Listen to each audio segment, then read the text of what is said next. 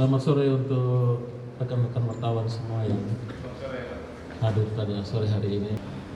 Jadi saya ingin menjelaskan sedikit tentang rencana tanggal 20 Januari tahun 2022 besok, 21 Januari 2022 besok, Bapak Gubernur akan melaksanakan kunjungan kerja pertama pada bulan tahun ini. Itu dijadwalkan di Daratan Timur. Rencana kunjungan kerja ini seperti apa yang sudah Bapak Gubernur sampaikan, bahwa sebagai pelayan masyarakat, sebagai hambanya masyarakat, Bapak Gubernur ingin menyampaikan kepada semua pimpinan perangkat daerah yang ada di Provinsi Nusa Tenggara Timur untuk melaksanakan semua misi yang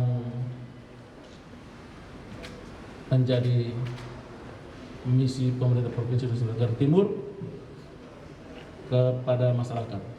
Tentunya besok itu ada 5 kabupaten yang akan dikunjungi, dengan lokasi-lokasi itu tentatif. Tapi yang pasti 5 kabupaten itu adalah Kabupaten Kupang, TTS, TTU, Belu, Malaka. Itu kunjungan selama kurang lebih 4 hari, tanggal 21 sampai tanggal 25. Tentunya ada beberapa kegiatan yang dilaksanakan di sana, yaitu berkaitan dengan TJPS, berkaitan dengan peternakan, pertanian, dan lain-lain yang termasuk terkait dalam proyek-proyek investasi pemerintah. Nah, proyek-proyek investasi pemerintah ini itu ada yang proyeknya bersifat dari APBN dan APBD, termasuk infrastruktur. Dalam 5 hari kunjungan kerja ini, Bapak Gubernur ingin mau melihat kondisi di masyarakat Nusa Tenggara Timur, khususnya di Daratan Timur, sejauh mana visi misi ini sudah benar-benar dilaksanakan baik oleh pemerintah provinsi, dalam hal ini seluruh perangkat daerah yang mengeksekusi mulai dari RPJMD sampai rencana-rencananya mereka masing-masing, dan bagaimana sasarannya ke masyarakat. Ini yang akan Bapak sampaikan, dan Bapak juga punya keinginan untuk bertemu dengan masyarakat, baik itu mulai dari Kabupaten Kupang, TTS, TTU, Belu, dan Malaka.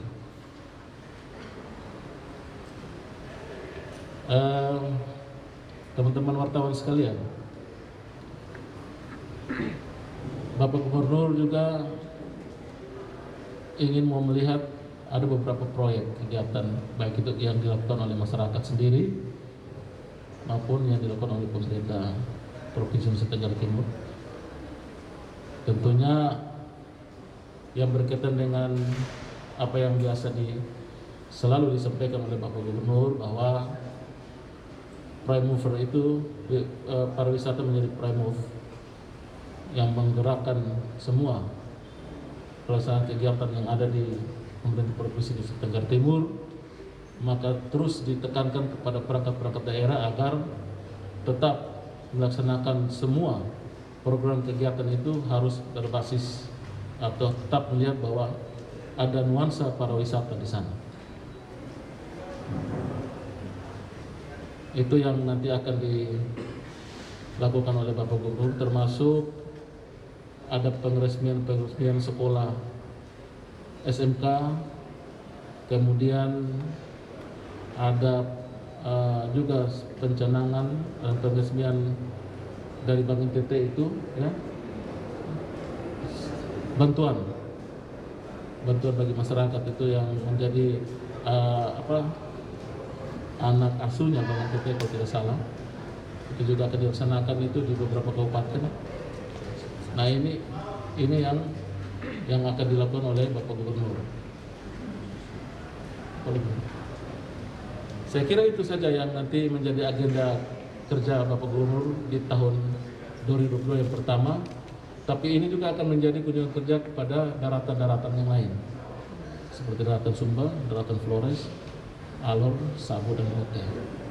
Tapi untuk saat ini Bapak Gubernur akan melaksanakan kunjungan kerja pertama pada bulan Januari tahun 2022 di Daratan Timur dulu. Mungkin itu saja yang bisa saya sampaikan. Terima kasih. Ada pertanyaan Pak? Silakan.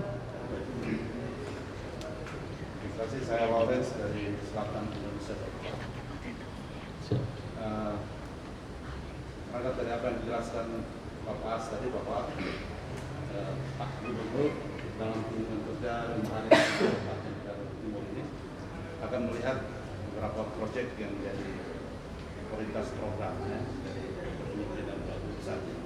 Yang menonjol yang sering kita dengar itu soal TJPS, tanam jagung panen sapi. Data yang kami ketahui di Daratan Timur ini termasuk Kupang, TTS, Gelu dan Malang. Dan kira-kira mungkin bisa dijelaskan sepanjang ini program ini dijalankan di kabupaten ini, kira-kira capaiannya seperti apa dan efeknya terhadap pemberantasan kemiskinan ekstrim di NTT ini seperti apa? Mungkin bisa digambarkan capaian dari TJPS untuk setahun berjalan ini seperti apa, dan mungkin di tahun 2022 ini apa saja program dan penajaman dari TJPS untuk di Daratan Timur, khususnya di 5 kabupaten yang menjadi tujuan kerja Pak Gubernur. Terima kasih Pak.